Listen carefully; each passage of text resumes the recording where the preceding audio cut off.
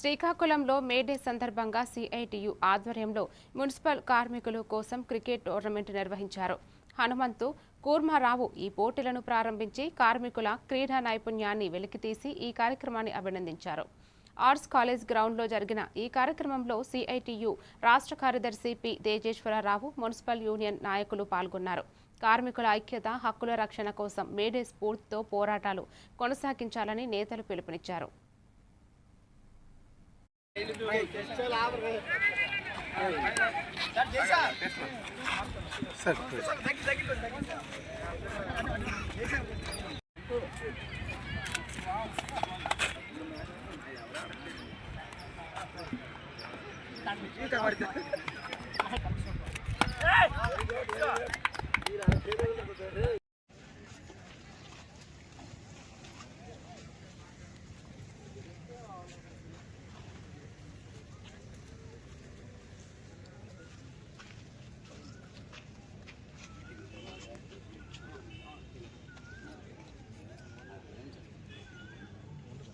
పటంకి చిన్న royal paper జారిపోకుండా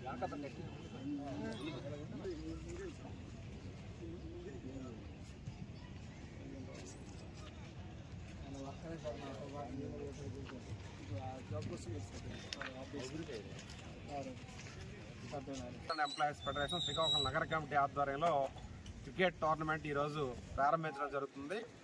6 టీములు ఇందులో పాల్గొంటున్నాయి.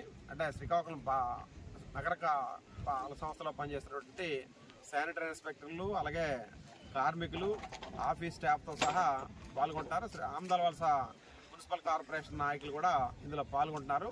అంటే మేడే సందర్భంగా కార్మికుల్లో కూడా ఉండే క్రీడా నైపుణ్యాన్ని వెలికి తీయడానికి, తద్వారా ఇందులో గెలిచిన ఎవరైతే ఈ టీముల్లో గెలుస్తారో వాళ్ళకి మేడే సందర్భంగా రేపు బహుమతి ప్రదానం కూడా చేయడం జరుగుతుంది.